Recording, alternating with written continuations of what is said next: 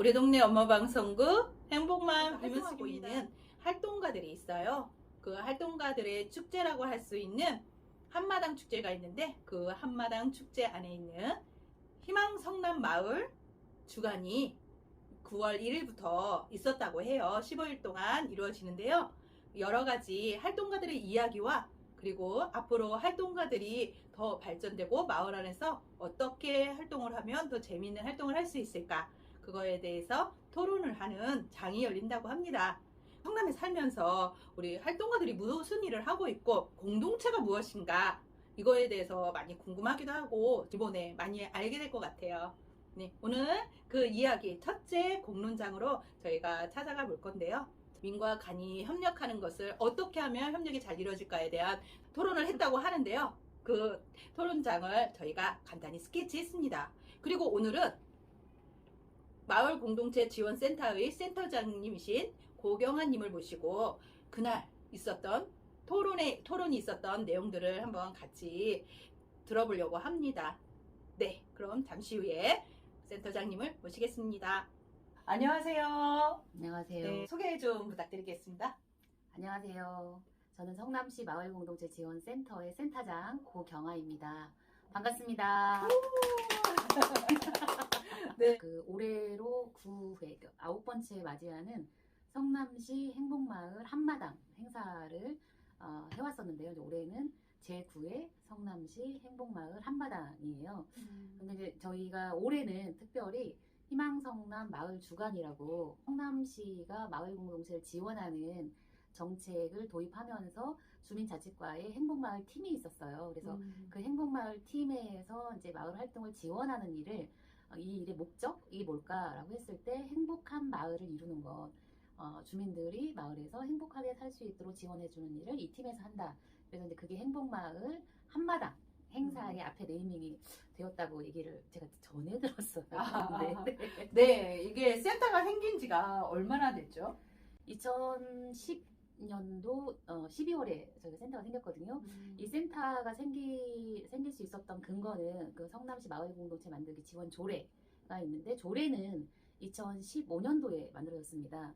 이 조례가 만들어지기 전에 훨씬 전부터 2013년도부터 이 행복마을 한마당이 진행이 되어 왔고, 마을에서 활동하시던 이제 공동체를 이루어서 마을에서 활동하시던 분들이 우리에게도 뭔가 법적인 내지는 제도적인 지원 이런 게 좀 있었으면 좋겠다라고 하는 의견들을 모아서 이 조례가 만들어졌고, 조례가 만들어지고 나서 5년이 지난 후에서야 2020년도 11월에 공동체 지원센터에서는 그럼 마을에 있는 공동체들한테 어떤 지원들을 하고 있어요? 마을에 살고 있는 주민들이 이런 문제를 해결했으면 좋겠다라고 하는 그 문제를 함께 해결하기 위해서 노력하는 거거든요.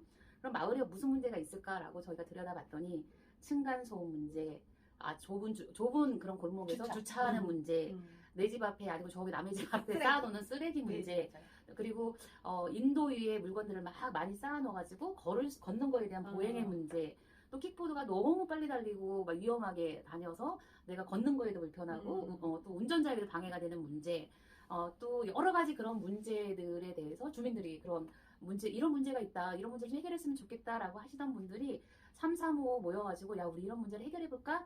라고 할 때에 저희 지원센터가 그 문제에 대해서 같이 고민하고 그 문제를 해결하기 위해서 그럼 어떻게 하면 좋을지, 사람이 필요하면 사람을 연결해 그 문제를 해결하는 데 들어가는 비용을 지원하기도 하고요.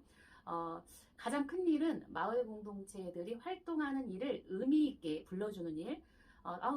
저거는 아무 하찮은 일이야라고 생각하면 하찮은 일일 수 있지만, 실제로 마을에서 살고 있는 사람들에게는 이웃이 누군가가 나에게 행한 어떤 행동이 굉장히 의미 있는 일이야라고 생각하고 있는 그 일을 공동체 구성원들에게 알려서 서로가 돌보고 그런 문제를 함께 해결하고, 또 해결함으로 인해서 또 어떤 삶의 질이 개선되어 가는 것들을 연결하고 알려주는 일, 그게 저희 지원센터의 일이지 않을까라고 생각하고 있습니다. 예, 우리 주변에서 항상 나도 생각하고 있었고 내 이웃도 생각하고 있었던 문제들인데, 누군가는 나서서 그 문제에 대한 제기를 한다던가 아니면 내가 치운다던가 하는 그런 활동이 있어야 되는데, 그런 활동을 마을에 있는 활동가들이 하고 그 마을 활동가들이 하는 거에 의미를 부여해주는 일을 센터에서 해주면서 물질로도 지원을 해준다니까 저는 그런 게 굉장히 좀 좋게 이제 들리는 마을 정책 포럼 분과가 말씀하신 것처럼 마을 공론장을 주관하게 되었고, 마을 공론장은 크게는 세 개의 분야로 나누어서, 하나는 기획, 우리가 10년의 역사를 돌아보는데 무엇이 중심에 있어야 될 것인가 라고 하는 부분에서 마을에서 활동하는 공동체, 어떻게 보면 이 행복마을을 이루어왔던 공동체들을 중심에 놓고 누구를 불러서 얘기를 나눌까라고 저희가 이제 고민을 했더니, 다행히도 2018년도에 성남 마을 공동체 만들기 네트워크라고 하는 이 조직이 만들어져서 활동을 하고 있더라고요. 그리고 저희가 2020년도에 마을 공동체 지원 센터가 물론 직영이긴 하지만 지원하고 있는 조직인 저희 센터가 있어서 이 두 조직이 만나서 어떻게 하면 마을 공동체를 더 잘 지원할 수 있을까라고 하는 것을 주제로 기획 공론장을 열었고요. 그리고 협력 공론장은 저희가 다음 주에 있을 예정인데, 저희가 성남시지만 또 경기도의 그 단체이다 보니까 경기도가 그 마을자치 정책이라고 하는 선언을 지난 7월달에 했어요. 경기도의 마을 정책에 저희 성남시 정책이 따로 갈 수는 없기 때문에 그 경기도가 어떻게 가려고 하는지에 대한 의견을 묻고, 성남시는 그러면 또 우리는 어떻게 나아가야 될지 다음 주에 협력 포럼이 있을 예정이고요. 우리 그 대표님 말씀하신 것처럼 마을 공론장, 이 공론장은 중원구, 수정구, 분당구 세 개 구를 돌아다니면서 이 공론장을 하기 전에 1시간 반 정도는 마을 공동체 전시관을 열었어요. 저희가 가슴으로 듣는 아주 특별한 마을 공동체 전시라고.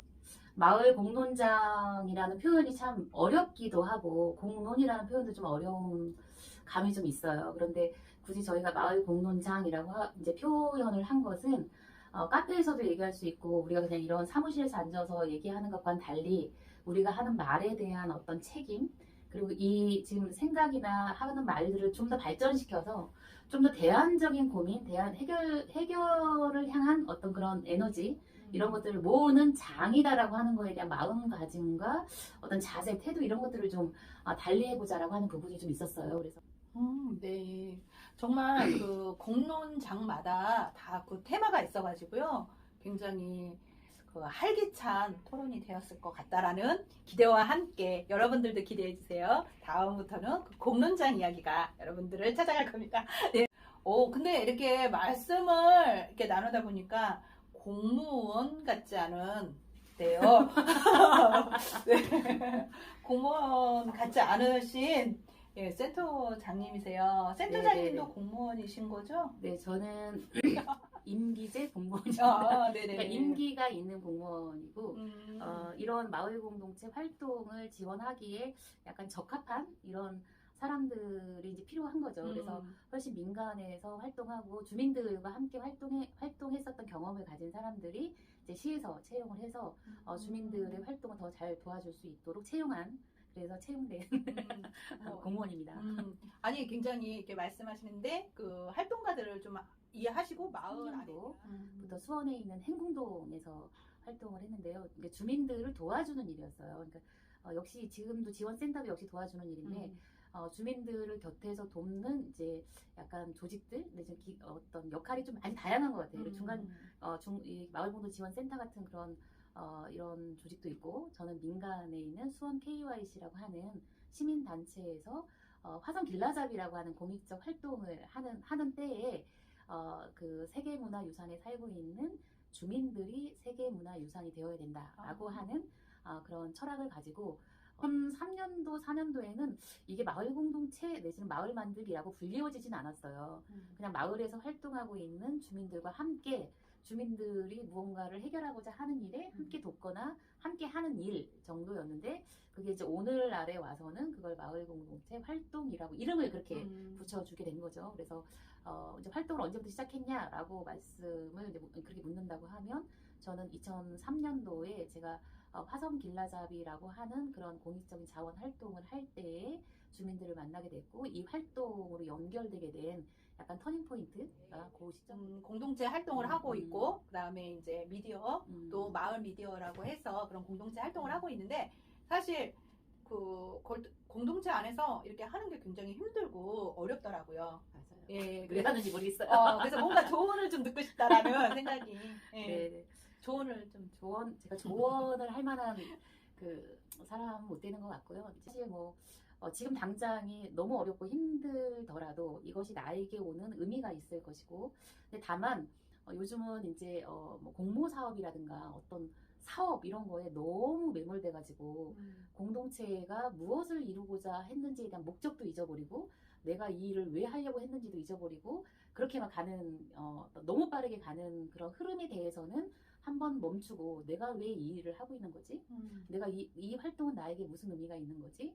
이 마을 활동은 우리에게 또 무슨 의미가 있는 거지? 라고 하는 질문을 하는 시간들을 갖고 그리고 함께 그 질문에 대해서 답해보고 좀 멈춰보기도 하고 또 다시 또 걸어가 보기도 하고 뛰어가 보기도 하는 그래서 너무 한꺼번에 많은 것을 단시일내에 해결하려고 하지 않았으면 좋겠다. 그런 일을 한다고 할 때 너무 일만 생각하고 같이 옆에서 일을 함께 해야 되는 사람들의 의견을 물어서 우리가 어떤 일을 왜 하려고 하는지를 묻는 시간을 갖는 일이 좀 쉽지 않은 것 같아요. 왜냐하면 빨리 일을 해야 하니까. 그런데 오랫동안 얘기를 나누고 함께 계획한 일은 훨씬 빠르게 도달하더라.